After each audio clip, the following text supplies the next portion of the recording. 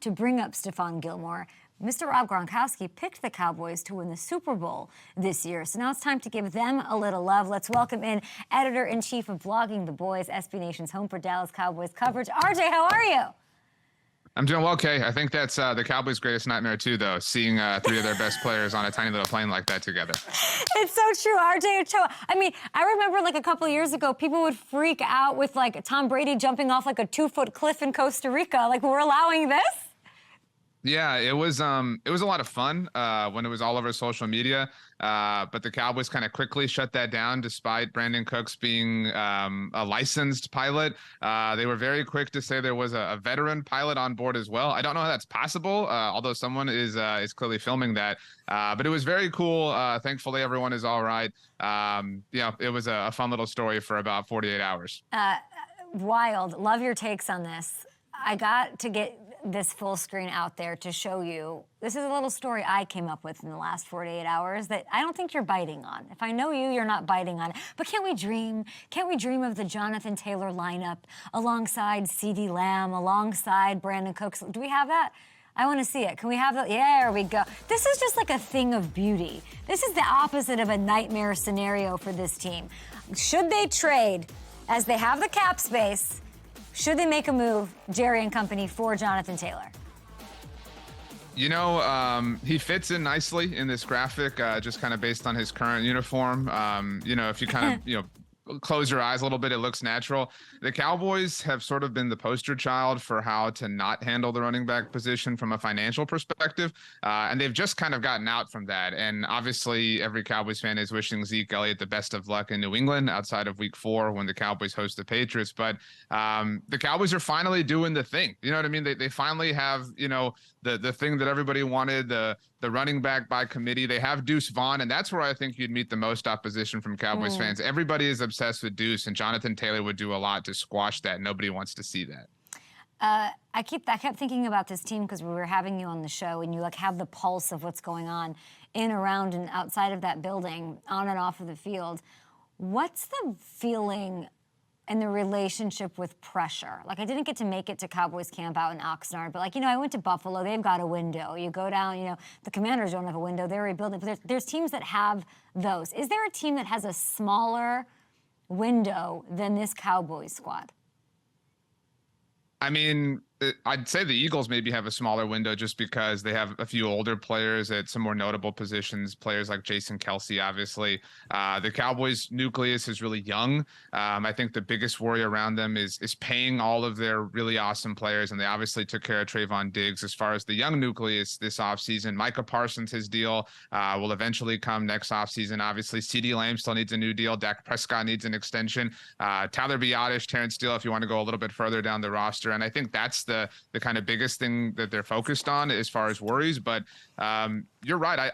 They haven't really acted like a team with pressure. I was out in Oxnard for a week, and there have been times in the past where you could kind of feel different elements, different sort of tension. I think that they understand that they're a really good football team, and that they have potential, but that doesn't mean anything. And I think they're finally at a place where they're able to admit that you can't win the Super Bowl in August, you can't win it in July. You have to climb the mountain all over again, and that's been their bugaboo at different times in the past. RJ, Marissa, RJ, big time Eagles fan. Guy just randomly took a shot, the pew pew right at your Eagles. Saying we're old. You're calling us old. I'm saying you're seasoned and you have experience and you're marinated. But that's Jason Kelce's the best player on the Eagles outside of Jalen Hurts, obviously. I mean, maybe even the best, like relative to, being the most dominant at their respective positions. And so I think every Cowboys fan will be very pleased when Jason Kelce hangs it up and is like a full-time podcaster.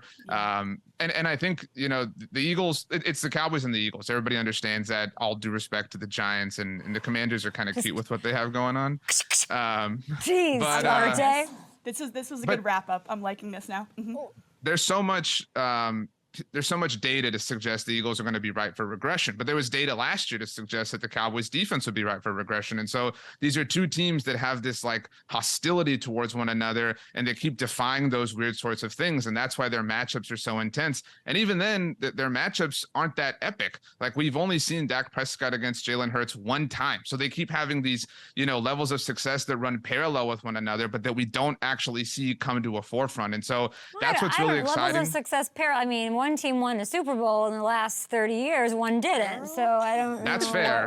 Look, I'll be the first to tell you. I think the 90s called and want their banners back. I don't know what. I'll be the first to tell you that John Elway didn't have a Super Bowl win of any kind the last time the Cowboys appeared in an NFC title game. He has since won two and literally built his own team that won a Super Bowl with DeMarcus Ware. And so, the past means nothing, but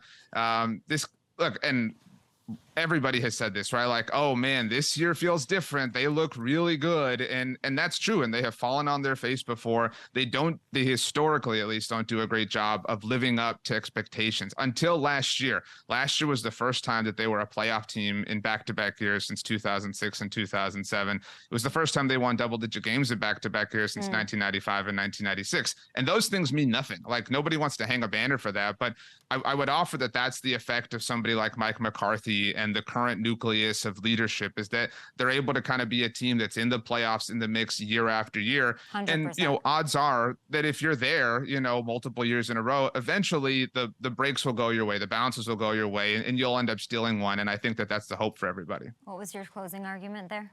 I was born in 1995. Get out of here. So get out of here. That's depressing. Right. I just, he depressed. No, we had to let. Where you literally said the Eagles, and she went. And she had this face, and I was like, get over here. So, but everything you're saying makes a lot of sense. And you bring up Mike McCarthy, and he's the real question, right? The team's loaded for bear. We're ready to go. Like, let's do this thing finally. Everybody wants to see it. We want it for Dak. But last year, he had an issue with the interceptions. Kellen, is gone. What's the biggest difference offensively, scheme-wise, play-calling-wise with McCarthy, and why that problem could be eliminated this year? I think that they're more focused on being on the same page, and that sounds really cliche and like so much football talk, but Cowboys wide receivers, Cowboys pass catchers in general are more focused on understanding the mechanics of what Dak Prescott's doing. There's been all sorts of stories as they've kind of made their rounds throughout camp about how when they learn, install, when they learn what they're doing, they're on the same page as how many, steps Dak Prescott is taking, the timing involved in everything. I think that Dak is such a polarizing person and player because of the team that he plays for, that the argument turns into he's either really great or he's terrible, right? When the truth is obviously much closer to the middle there. And while he obviously, I think, bears the responsibility for a lot of the interceptions last year, there are several that were affected by his pass catchers not necessarily being on the same page as him, not necessarily understanding how much time he had to work with, why he had to get balls out quicker. And so they seem to be very, very focused on the why of everything. That has been a really common thread with them for the last month or so, the why of every level of implementation. And so will that be enough? I don't know. But Mike McCarthy, whether you believe he had any involvement in it or not, won a Super Bowl as a play caller. And if the Cowboys went the entire Mike McCarthy era without ever seeing that, that would be a real shame. So at the very least, we are going to get an answer one way or another as to what kind of impact he can make on this team. Yeah, Dak might be polarizing. One player who's not is Micah Parsons. We know he's one of the greatest defensive pieces that the NFL has. He has odds, as we'll take a look on FanDuel Sportsbook here, for Defensive Player of the Year alongside the Nick Bosa's. We don't know what's going on there, right? He's certainly taking his time setting the market. TJ Watt, we have Myles Garrett, Aaron Donald. Do we have guys? Yeah, let's take a look at some of these. I mean, is this the year he brings home the hardware? Why should we believe that? And why is he fighting everybody at practice? I mean, Mike is a really passionate person and believes he's the best and obviously has a lot of evidence to support that claim. And so he likes to challenge guys. I mean, that's just kind of his MO. If I'm being honest, though, I don't know that I would take this bet just because the Cowboys, we've seen them be cautious with players who they value greatly. We saw them, towards the end of Zeke's run with them, have him on a bit of a pitch count, and Micah is the best player on the team. And so he hasn't finished a season shy of 13 sacks. And so I don't know that he'll have the opportunities. I think, a lot of people think the Cowboys are going to win a significant number of games. I think they'll be in the mix. And so they'll probably put Micah on ice, maybe in some fourth quarters, maybe in week 18 if it comes to that. And I think you need that, obviously, to win an award like Defensive Player of the Year. And so I certainly wouldn't take the odds as they stand now. Maybe if you wait till, I don't know, maybe November, they lean a little bit more in a better person's favor. But yeah, I just don't know that the opportunity is there because they know how essential he is to what they want to do in January, and they can't win that in November and December, and they're going to preserve him for when it really matters. It's a great case. I can't believe Chase Young isn't on that list that I don't see. Or was he on that? I think Chase Young, I do. I know that all those other guys will maybe eat into his sack numbers, but Chase Young is primed, man. He's healthy. He's in a contract year. He wants to eat. I think Sweat, all of them are going to try to let him get his sack numbers up. Now, you know that I love Deuce Vaughn. Love him. My favorite kind of player. Like he hits all the boxes for me. But is there another stud, a young player, having a great camp that you think might make a big contribution this season? The name that's really kind of grown in popularity, and it's difficult to be under the radar as a member of the Cowboys, but second-year wide receiver Jalen Tolbert out of South Alabama, he had a horrible rookie year, and a lot of that was how the Cowboys kind of set him up. They obviously traded away Amari Cooper and were really dependent on Tolbert, being this impact player as a rookie, which was really unfair to expect of anyone, let alone a third-round pick. And he had a horrible moment in the overtime loss in Green Bay, but really kind of worked on himself, got a lot better over the course of the offseason, and it all felt like talk. I mean, Cowboys veterans, Dak Prescott, CeeDee Lamb, Brandon Cooks were all kind of hyping him up, and it did kind of feel like fluff at the beginning, but he has really kind of backed it up with what he's done in camp, what he's done in the preseason. The Cowboys 2 years ago had a great fourth wide receiver in Cedric Wilson, and it feels like Tolbert is ripe to, at the very least, be able to do that, and potentially even, nobody really knows what Michael Gallup's going to look like a year removed from recovering from the torn ACL. Does Tolbert have the potential to be the third wide receiver on this team? I think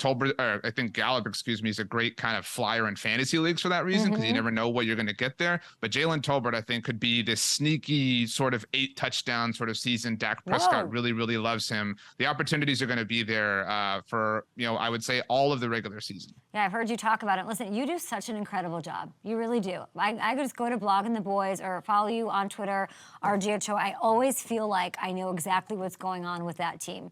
And I honestly, I think you do such a great job. You're the editor-in-chief of everything that goes on. Incredible Cowboys coverage. We appreciate you. And we're all really juiced to have you on the show, except for Marissa. Well, I appreciate you and Marissa, and I appreciate Gronk offering his prediction Did you like that? for the Cowboys. Did you like that? It was incredible. Those things are obviously that's, I know this sounds cliche, but that's where things are a little bit different. At least they seem different at this point. People like Gronk are picking the Cowboys, and he didn't just pick the Cowboys; he supported it with a lot of evidence. 100%. And it's not like Gronk doesn't know Brandon Cooks or Stephon Gilmore, and those are things that I think Cowboys fans are really excited about. Is those kind of veteran leadership. Even that plane video, that it speaks very loudly that those are the people Micah Parsons is hanging out with. That's the kind of player Micah Parsons is and will become over the course of his NFL career. And so the hype is real, but it's sound and legitimate, which is not a place that Cowboys fans are used to being in terms of hype. But that's why they play the games. And so it's look, one way or another, it will be memorable. I know that they always have a way to do that. I hope you're still thanking Gronk when he's suiting up against you twice a year with Brian Dable, and him and Darren Waller are lighting up your secondary. That's just, no kidding. I mean, because he gave you guys such a compliment, and then he came back and was like, actually, I'm going to dunk on you and say Dable's the best coach in the league, and I'm going to come out of retirement and take on the Cowboys twice a year. I was like, wait, what? Huh? Maybe that's why he gassed up Stephon Gilmore. He's calming him down before he goes and runs over him. Or maybe he should go to the Eagles with all the other aging geezers. Maybe that's where he should go. Clearly, according to you, RJ. Yours and Marissa's words. I was very complimentary of the Eagles, just to be very clear. Thanks for being so playful. And honestly, everybody go check out Blogging the Boys. It is, I'm going to go ahead and say, one of my favorite places to go for NFL information.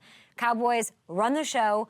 I mean, our ratings spike when we talk about them, and RJ is the master of things over there for Dallas. We'll be back. Hey, thanks for watching. Subscribe here to get the latest Up and Adams content right on YouTube.